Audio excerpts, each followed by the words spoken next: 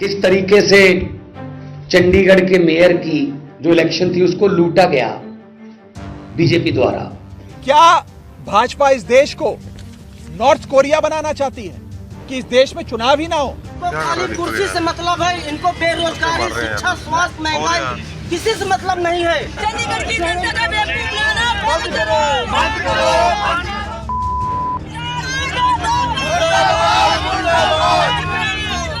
मंगलवार को चंडीगढ़ में मेयर चुनाव हुए, लेकिन अब इस पूरे मामले में भयंकर विवाद छिड़ गया है। बता दें कि जो मेयर चुनाव हुए उसमें बीजेपी के मनोज सोनकर की जीत हुई। मनोज सोनकर को 16 वोट मिले, वहीं कांग्रेस और आप के उम्मीदवार कुलदीप टीटा को 12 वोट ही मिल पाए। मगर ये चुनाव जिस तरह से हुआ और जैसे जैसे वीडियो सामने आए उनको देखते हुए विपक्ष के नेताओं ने बीजेपी पर चुनाव में धांधली करने जैसे गंभीर आरोप लगा दिए।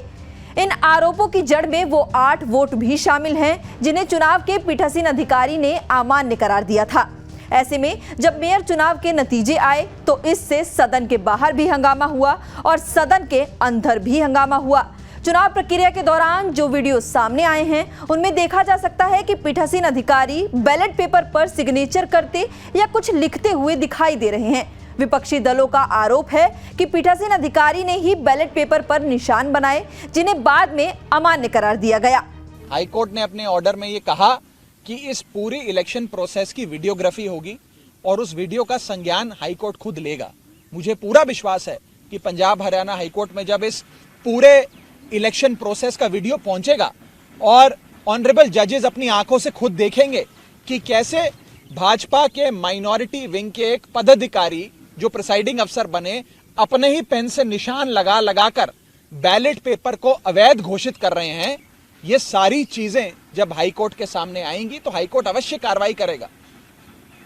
पर आम आदमी पार्टी, कांग्रेस पार्टी, इंडिया गठबंधन मिलके सड़क से लेकर संसद तक, न्यायपालिका से लेकर सड़क तक क्या लड़ाई लड़नी है, आगे क्या रूपरेखा होगी, उस पर अवश्य चर्चा करेंगे और हाईकोर्ट का दरवाजा भी जरूर खटखटाएंगे। बिल्कुल प्रिसाइडिंग अफसर के खिलाफ कार्रवाई करेंगे। मैं तो आज इस मंच से ये मांग करता हूं कि प्रिसाइडिंग अफसर ने देशद्रोह किया है, उसे गिरफ्तार करना चाहिए, उस पर आपराधिक मुकदमा चलना चाहिए। सबसे बड़ा दोषी है। जरूर हम कंप्लेंट भी करेंगे, कार्रवाई की मांग भी करेंगे और सिर्फ कार्रवाई की नहीं, उनकी गिरफ्तारी की मांग करते हैं। भारतीय जनता पार्टी इतने छोटे से एक मेयर के चुनाव में, म्युनिसिपल कॉरपोरेशन के मेयर के चुनाव में अगर इस प्रकार की गैर कानूनी असंवैधानिक घटनाएं को अंजाम दे सकती है तो आप सोचिए कि लोकसभा चुनाव की हार देखते हुए ये लोग क्या करेंगे। क्या भाजपा इस देश को नॉर्थ कोरिया बनाना चाहती है कि इस देश में चुनाव ही ना हो और चुनाव सिर्फ उसी स्थिति में हो जहां भारतीय जनता पार्टी पूरी मशीनरी को रिग कर पूरी चुनावी प्रोसेस को विशिएट कर चुनाव जीत सके? बता दें कि 8 वोट कैंसिल होने की कोई वजह नहीं मिलने के बाद विपक्ष ने हंगामा करना शुरू कर दिया था। विपक्ष आरोप लगा रहा है कि इन बैलेट पेपर्स के वोट गिनने या अमान्य करार दिए जाने में धांधली हुई है। इतना ही नहीं, आम आदमी पार्टी ने इस पूरे मामले में पंजाब और हरियाणा हाईकोर्ट जाने का फैसला भी किया है।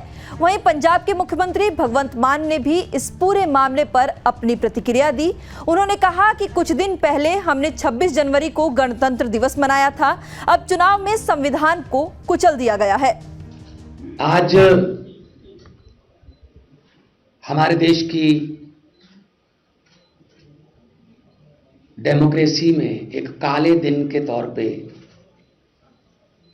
आज के दिन को लिखा जाएगा, याद किया जाएगा। और दुर्भाग्य से वही महीना है जिस महीने में हम रिपब्लिक डे मना के, अभी 26 जनवरी को रिपब्लिक डे मनाया गया और आज 30 जनवरी को उसी संविधान की धज्जियां उड़ी मीडिया के सामने, वीडियो कैमरों के सामने। किस तरीके से चंडीगढ़ के मेयर की जो इलेक्शन थी उसको लूटा गया बीजेपी द्वारा।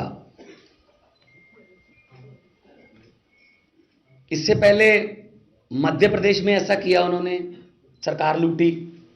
कर्नाटका में भी ऐसा कर चुके हैं, गोवा में भी ऐसा कर चुके हैं, महाराष्ट्र में ऐसा कर चुके हैं, नॉर्थ ईस्ट स्टेटों में करते रहते हैं। तो ये उनकी पुरानी आदत है, अक्सर हम बोलते रहते हैं। इस पूरे मामले में कांग्रेस और आम आदमी पार्टी बुरी तरह से भड़क चुकी है। इस मुद्दे को लेकर विरोधी पार्टियों ने आज चंडीगढ़ में जोरदार प्रोटेस्ट भी किया।